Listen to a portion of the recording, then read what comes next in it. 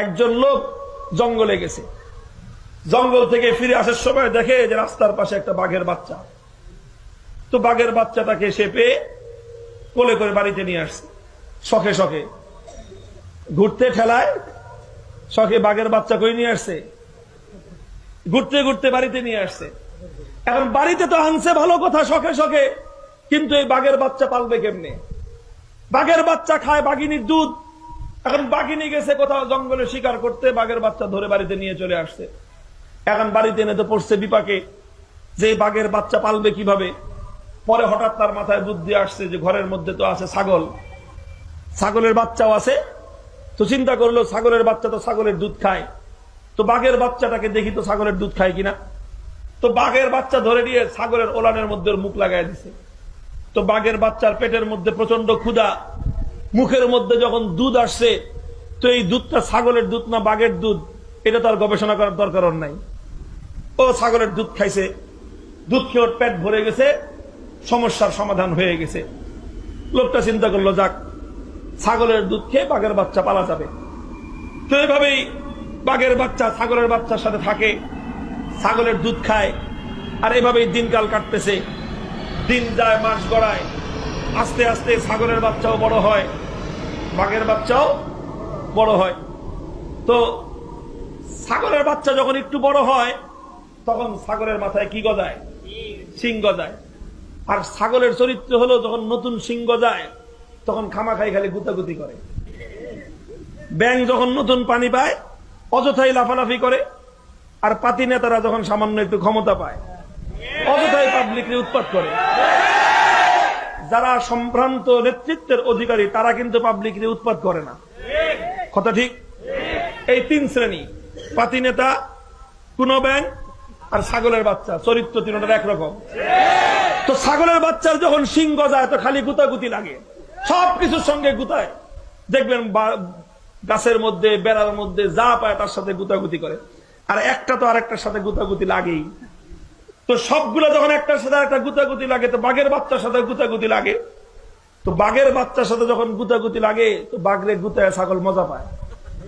কারণ বাঘের বাচ্চার মাথাটা তো নরম, ওর মাথায় তো শিং নাই। তখন ছাগল যখন গুতা দেয়, তো ছাগলের দেখা দেখি বাঘের বাচ্চাও গুতা দিতে যায়। তো বাঘ যখন, বাঘের বাচ্চা যখন নরম মাথা দিয়ে ছাগলের শিংয়ের মধ্যে গুতা দেয়, উল্টা ব্যথা পায় আর কান্দে যে হায় হায়, আমার মাথায় কি নাই। আল্লাহর কাছে দোয়া করে যে আল্লাহ তুমি আমার দুটো শিং দাও, এই দুই শিং দিয়ে আমি কি করব? ছাগল দিয়ে গুতাইব। এখন বলেন তো, বাঘের বাচ্চা কতদিন পর্যন্ত দোয়া করলে আল্লাহ দোয়া কবুল করবে? ওর মাথায় কোনোদিন আল্লাহ পাক ছাগলের মতো শিং দিবে?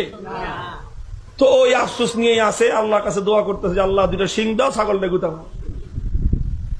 এইভাবে চলতেছে। একদিন মাঠের মধ্যে গোটা ছাগলের পাল মাঠের মধ্যখানে চড়তেছে। তো ওই মাঠের মধ্যখানে ছাগলের সব বাচ্চারা বাঘের বাচ্চা নিয়ে তামসা করতেছে।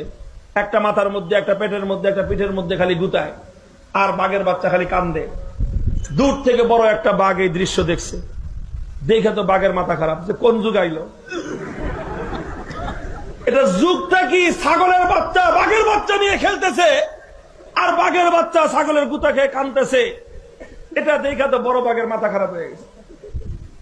তো ও বড় বাঘটির সামনে আসছে, কিছু দূর আইসা এক জায়গায় দাঁড়ায় একটা হুঙ্কার দিছে, একটা গর্জন দিয়েছে। বাঘের গর্জনে তো শুধু আকাশ বাতাস না, পাহাড় পর্যন্ত থরথর করে কাঁপে। তো বাঘের গর্জন শুনে ছাগলের অবস্থা কি? সব ছাগল এই বাঘের গর্জনে যে যেদিকে পারে খালি প্রাণপণ দৌড়ায় আর দৌড়ায়। ছাগলেও দৌড়ায়, ছাগলের তালে তালে ছাগলের বাচ্চাও দৌড়ায়, আর ছাগলের বাচ্চার তালে তালে বাঘের বাচ্চাও দৌড়ায়। তো বড় বাঘটা পিছন দিক থেকে দৌড়ে আসছে। আজকে সে কোনো ছাগল শিকার করতে আসে নাই, আজকে আসছে স্বজাতির মর্যাদা রক্ষা করতে। পিছন দিক থেকে বাঘের বাচ্চাদের খাবলা মেরে ধরছে। দুটা জিগায়, কিরে তুই দৌড়াস কেন? ছাগলে দৌড়াই, জন্য আমিও দৌড়াই। আরে ছাগল তো দৌড়াইবেই। বাঘের গর্জন শুনবার পর দুনিয়াতে কোন ছাগল তার আপন জায়গায় দাঁড়ায় থাকবে হিম্মত আছে? ছাগলের তো আত্মা শুকায় যায় বাঘের গর্জন শুনলে, এই জন্য দৌড়ায়। তুই দৌড়াস কেন? তোমার আওয়াজ শুনে তো আমারও বুক শুকায় গেছে, এত জোরে মানুষ আওয়াজ করে। তো বাঘে বুঝতে পারছে যে ওর সমস্যাটা আসলে কোথায়, কেন ওকে নিয়ে ছাগলের বাচ্চা খেলতেছে। তো বাঘের বাচ্চা ওরা ট্রিটমেন্ট করতে চায়, ওরা ধরে নিয়ে গেছে একটা জঙ্গলের ভিতরে একটা পুকুরের কাছে। পুকুরের ঘাটলায় নিয়ে যায়, কয় যা পুকুরের ঘাটলা থেকে পানি খেয়ে। এখন তো বাঘের বাচ্চা নামতে চায় না, সারা জীবন থাকছে ছাগলের সাথে, চরিত্র হয়েছে ছাগলের মতো। ছাগল তো পুকুরে ঘাটলায় নেমে পানি পান করে না, ছাগল চুঙ্গার মধ্যে পানি খায়। এই বাঘেও সারা জীবন চুঙ্গায় পানি খেয়েছে। আজকে যখন বড় বাঘ ওরে দাবরানি দিছে, বড় বাঘের দাবরানি খেয়ে পুকুরে নামছে। নেমে যখন পুকুরের স্বচ্ছ টলটলে পানির মধ্যে মুখ দিছে, তো চেহারা ভেসে উঠছে। তো প্রথমে তো ভয় পেয়ে গেছে যে এর মধ্যে বাঘ আসলো কোত্থেকে। পরে ভালো করে লক্ষ্য করে দেখে নিজের চেহারা, এটা তো আমার চেহারা, আমারই প্রতিবিম্ব। ওই নিজের চেহারা যখন দেখছে ওর ভাব পরিবর্তন হয়ে গেছে। এখন তো বুক ফুলে হাঁটেও। এখন বাঘের বাচ্চাটা ওই অবস্থায় ও বুক ফুলে উপরে উঠে আসতেছে। বাঘে তো বুঝছে যে কাম হয়ে গেছে। পরে জিগায় কিছু দেখছস? কহা দেখছি। কি দেখছস? চেহারা দেখছি, আমার চেহারা। কার মতো? তোর চেহারা ছাগলের মতো? কেন ওস্তাদ, আমার চেহারা তো তোমার মতো। এবার লাইনে আসছে, দেখ তোর চেহারা হলো আমার মতো, তুই আর আমি হলাম এক জাত, আর আমাদের জাতের নাম হলো বাঘের জাত। আল্লাহ পাক বাঘের জাতকে ছাগলের গুতা খেয়ে কান্দাকাটি করবার জন্য সৃষ্টি করেন না। তুই বলদের বাচ্চা বলদ, তুই কান্দাকাটি করস যে আল্লাহ পাক তোরে শিং দেয় নাই। তুই দোয়া করতেছিস আল্লাহ তোরে কবে শিং দিবে, আর শিং দিয়ে তুই ছাগলে গুতাইবি। বলদ জানি কথাকার, কিয়ামত পর্যন্ত কোন বাঘের মাথায় সিংহ যাবে না। আরে ছাগলের শক্তি হলো সিংহের মধ্যে, বাঘের শক্তি আল্লাহ পাক তার সিংহের মধ্যে দেন নাই। বাঘের শক্তি ওর পাঞ্জার মধ্যে, বাঘের শক্তি ওর দাঁতের মধ্যে, আর বাঘের প্রভাব হলো হুঙ্কারের মধ্যে। আরে বাঘের বাচ্চা, তুই নিজের স্বকীয় পরিচয়ের উপর দাঁড়িয়ে একবার তোর আপন শক্তিতে শুধুমাত্র একটা হুঙ্কার দে, তোর এক হুঙ্কারে তামাম পৃথিবীর সমস্ত ছাগলগুলো পালানোর পথ খুঁজে পাবে।